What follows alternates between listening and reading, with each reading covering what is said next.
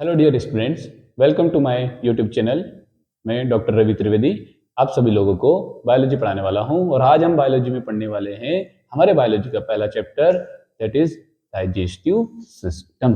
ठीक है, digestive system क्या होता है हमको उसके बारे में जानकारी लेनी है। तो देखो यहाँ जैसा कि लिखा हुआ है, डाइजेस्टिव सिस्टम होता क्या है। Digestive system is the system which plays important role in the process of digestion. क्या कहते हैं, डाइजेशन की प्रोसेस में जो इंपॉर्टेंट है, जो पूरा का पूरा डाइजेस्टिव प्रोसेस को करेगा, उस सिस्टम को हम नाम दे देंगे डाइजेस्टिव सिस्टम। इंसानों के अंदर, ह्यूमन बॉडी के अंदर अलग अलग सिस्टम्स पाए जाते हैं, जैसे श्वास लेने के लिए रेस्पिरेटरी सिस्टम, पाचन करने के लिए या डाइजेशन करने के लिए हमारी बॉडी में पाया जाता है डाइजेस्टिव सिस्टम। ओके, हमें एक्सक्रीशन करने के लिए या शरीर में बनने वाली जितनी भी वेस्ट प्रोडक्ट्स हैं उनको बाहर निकालने के लिए हमारी बॉडी में पाया जाता है एक्सक्रीटरी सिस्टम। ऐसे ही हमारे पास डाइजेशन के लिए डाइजेस्टिव सिस्टम। ओके, अब डाइजेस्टिव सिस्टम क्यों लगा हमको?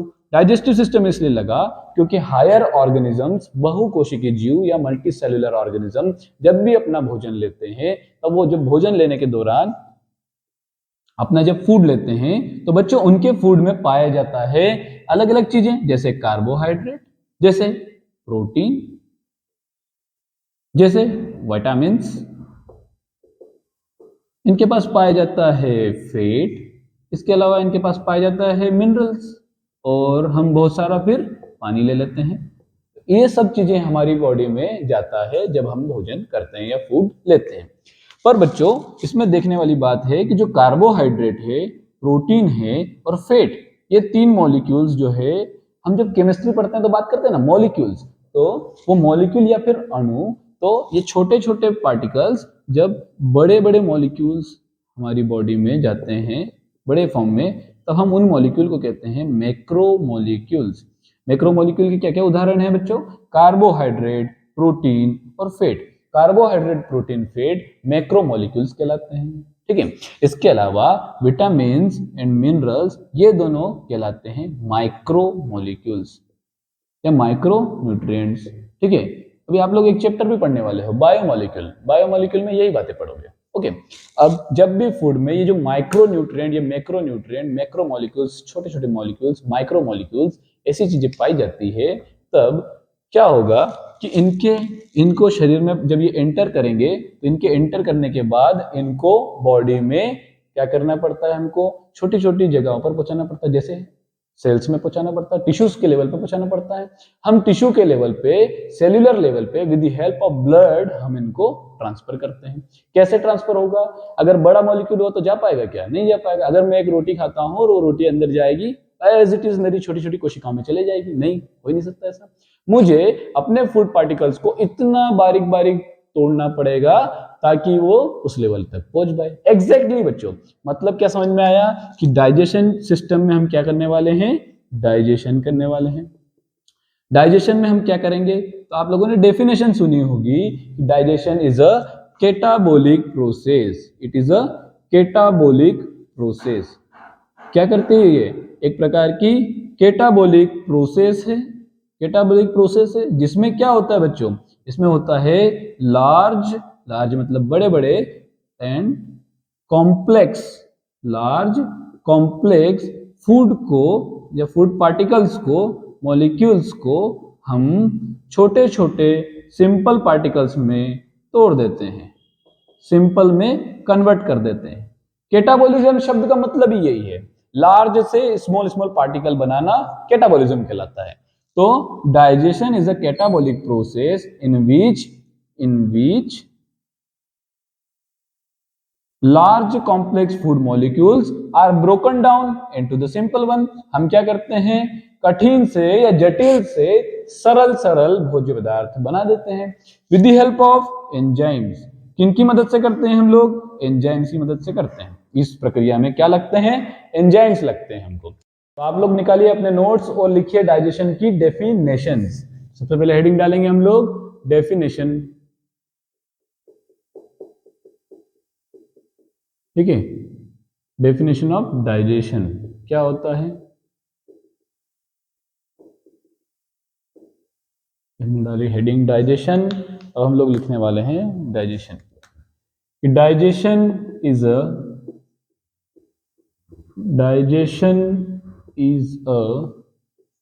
catabolic process. Digestion is a catabolic process in which complex food particles are broken down into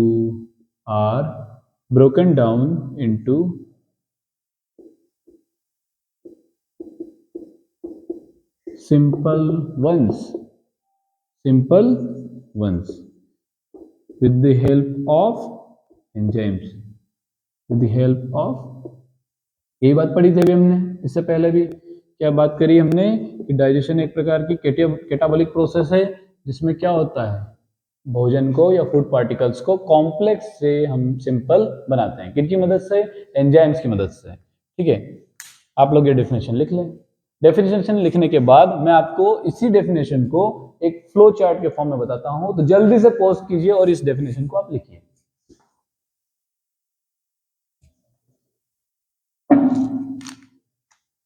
जैसे फ्लो चार्ट में अगर मुझे डेफिनेशन बतानी हो तो मैं क्या करने वाला हूं, मैं लिखूंगा यहाँ पे कैटाबोलिक प्रोसेस, इसको मैं एरो बनाया मैंने लिखा यहाँ पे कॉम्प्लेक्स। ठीक है, कॉम्प्लेक्स में बनाऊंगा मैं बादल और सामने लिख दूंगा सिंपल। क्या ये कॉम्प्लेक्स सिंपल फूड? ठीक है, कॉम्प्लेक्स फूड से सिंपल फूड बनाने की प्रोसेस क्या कहलाती है? डाइजेशन। किनकी मदद से? लगने वाला है एंजाइम। अब कौन सा एंजाइम क्या लगने वाला है वो हम पूरे सिस्टम में यही तो सीखने वाले हैं। ओके, अब हम पढ़ने वाले हैं डाइजेस्टिव सिस्टम में क्या क्या पार्ट्स पाए जाते हैं, जिनके बारे में आप लोगों को और जिनके बारे में आप लोगों को जानना चाहिए और जिस पर क्वेश्चंस आते हैं। तो सबसे पहले हम बनाएंगे डाइजेस्टिव सिस्टम का डायग्राम। डाइजेस्टिव सिस्टम का डायग्राम बनाने के लिए, ठीक है,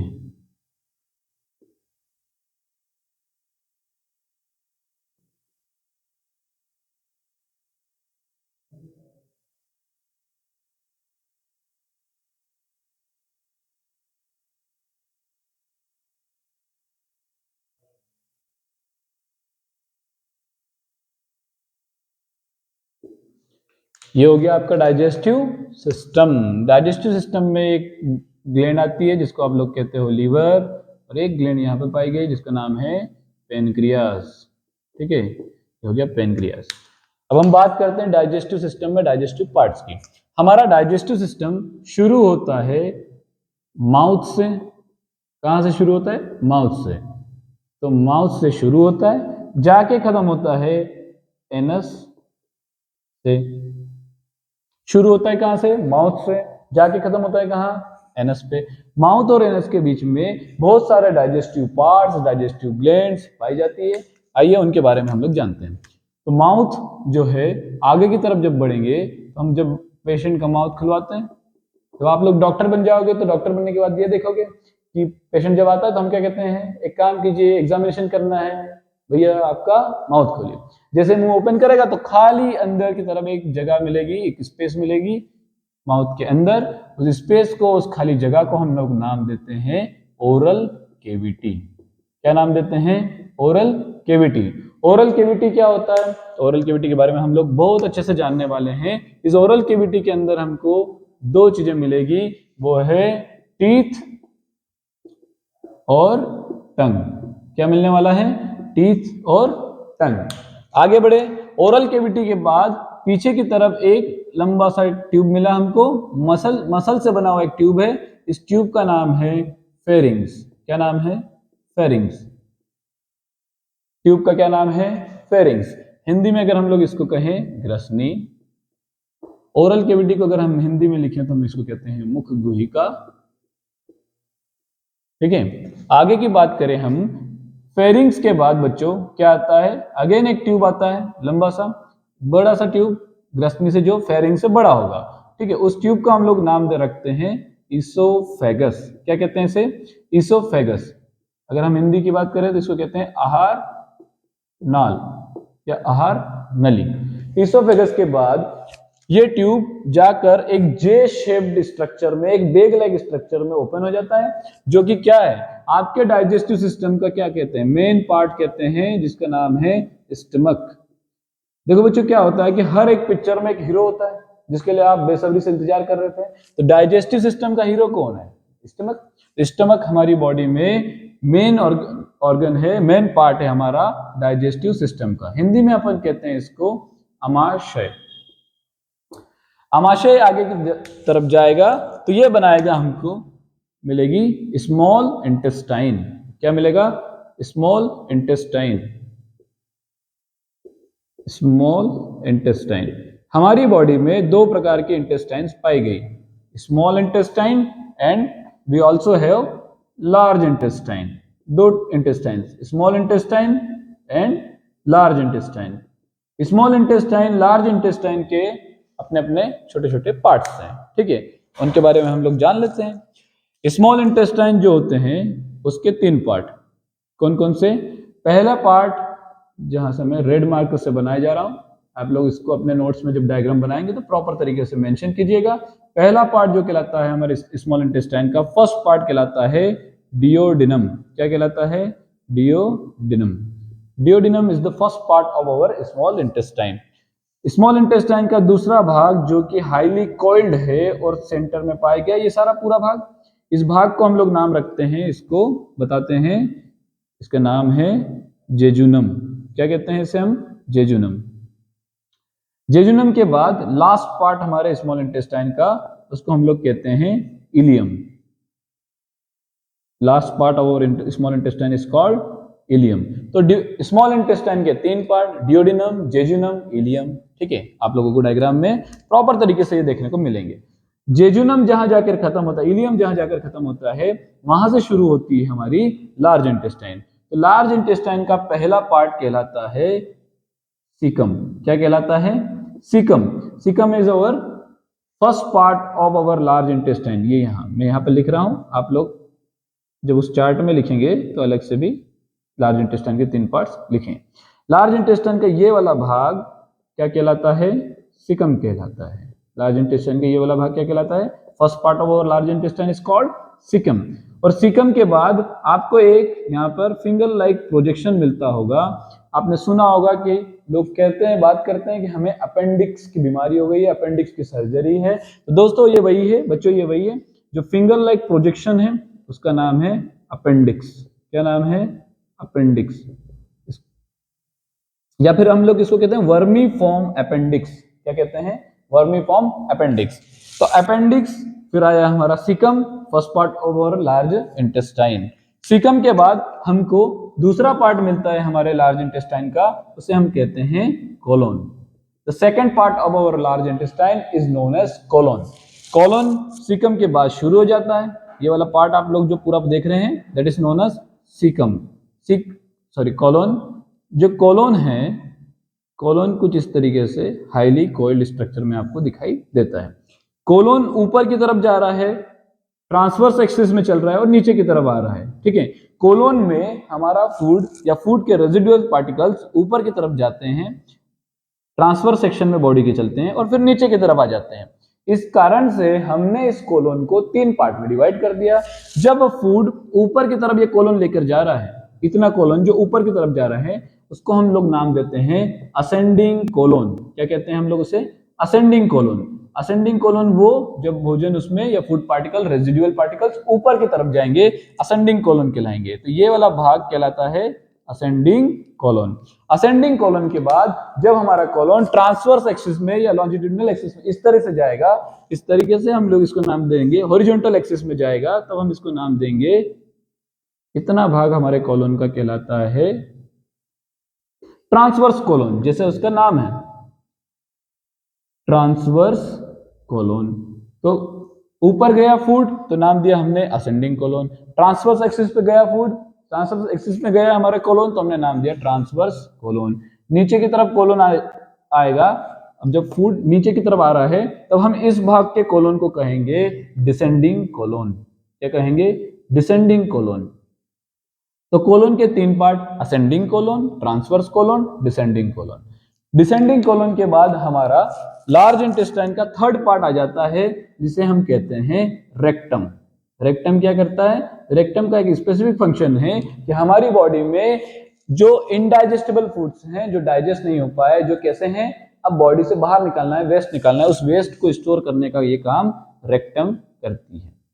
तो रेक्टम प्रेजेंट है। तो हमारे लार्ज इंटेस्टाइन के तीन part, caecum, caecum is the smallest part, then after caecum the first part of our colon start, that is known as ascending colon, then ascending colon becomes transverse colon finally becomes descending colon, which finally ends in the large distended part of our body that is known as rectum। ठीक है, तो large intestine के तीन part, caecum, colon, rectum. Colon के तीन part, ascending colon, transverse colon, descending colon. Finally वही opening आ चुकी है, last opening of our digestive tract is called anus. ठीक है, एनस और माउथ की अगर हम बात करें तो माउथ जो है वो ओपनिंग एक प्रकार की, हिंदी में बात करें तो द्वार है, एक प्रकार के रास्ते हैं ओपनिंग से। ये ओपनिंग हमारे शरीर में आगे की तरफ पाई जाती है। ठीक है, जब बॉडी में हम आगे की तरफ के रिलेशन बताते हैं, किसी बॉडी से आगे की तरफ बात करते हैं, तब हम शब्द यूज करते हैं एनाटॉमी में एंटीरियर। क्या यूज करते हैं? Anterior. Anterior opening of our digestive system is called mouth. हमारे मुंह की तरफ या हमारे पाचन तंत्र की अग्र द्वार जो रहेगा उसे हम मुंह या फिर माउथ कहते हैं। Anterior opening of our digestive system is called mouth. But simultaneously अगर हम बात करें एनस की, तो एनस क्या है?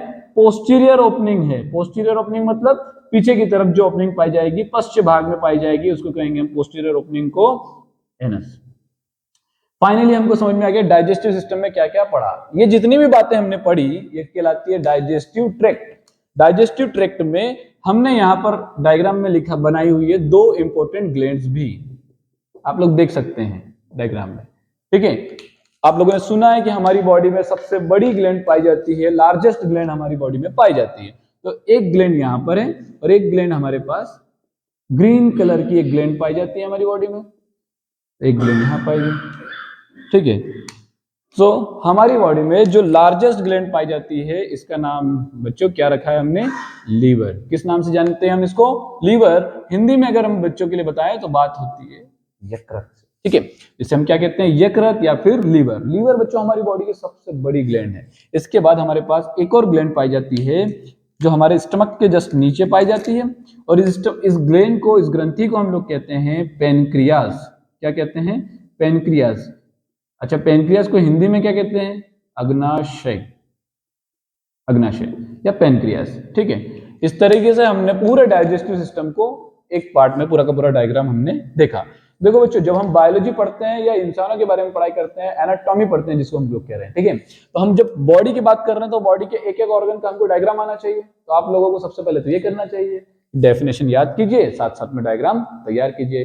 देखो, जब भी आप डायग्राम ऐसा सिंपल फॉर्म में बनाओगे, डायग्राम के सारे पार्ट साथ साथ में लिखते चलोगे तो आपको कॉन्सेप्ट क्लियर हो जाएंगे, एकदम समझ में आ जाएगा कि कौन सा पार्ट किधर पाया जा रहा है। तो जब आप लोग इसको डिटेल में पढ़ने वाले हो अगले हमारे लेक्चर्स में, तब आप लोगों को समझ में आएगा कि अच्छा हम उस पार्ट की बात कर रहे हैं। ओके, ठीक है, तो आप लोग फिर से एक बार मैं रिवीजन करने के लिए आप लोगों को parts of our digestive system बता देता हूं। शुरू होता है ये माउथ से। माउथ के बाद अंदर एक ओपनिंग आती है, that is known as oral cavity. एक खाली जगह का हम लोग नाम रखते हैं केविटी। ये केविटी कहाँ है? माउथ के अंदर है, ओरल के अंदर है, तो हम लोग नाम दे देते हैं ओरल केविटी, या हिंदी में कहें तो मुख गुहिका। ओरल केविटी का एक और नाम है, it is also known as buccal cavity. It is also known as buccal cavity. Buccal cavity या ओरल केविटी के अंदर हमको टीथ और टंग मिले।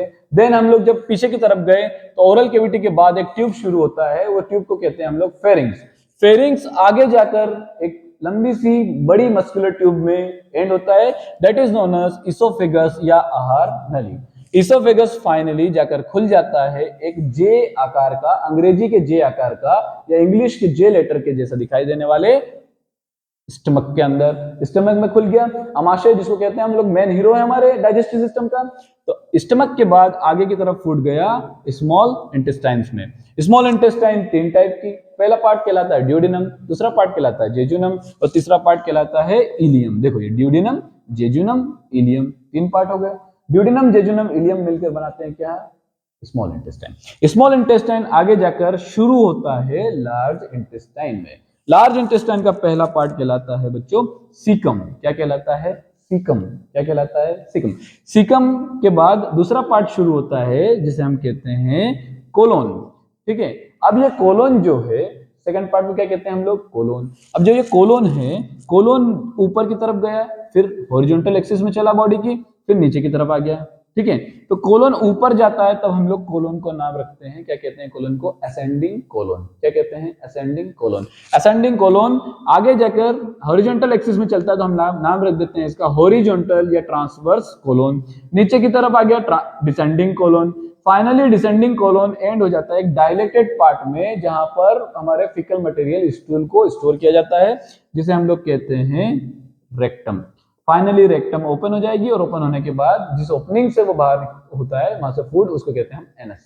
ठीक है, इसके अलावा दो मेजर ग्लैंड्स पाई जाती है हमारे डाइजेस्टिव ट्रैक्ट में, जिसको हम लोग कहते हैं डाइजेस्टिव सिस्टम की दो मेजर इंपॉर्टेंट ग्लैंड्स, एक है लीवर और दूसरा है पैनक्रियास। ठीक है, that's all for today. Next lecture में हम लोग बात करेंगे, अलग अलग पार्ट्स को डिटेल में पढ़ेंगे। Thank you.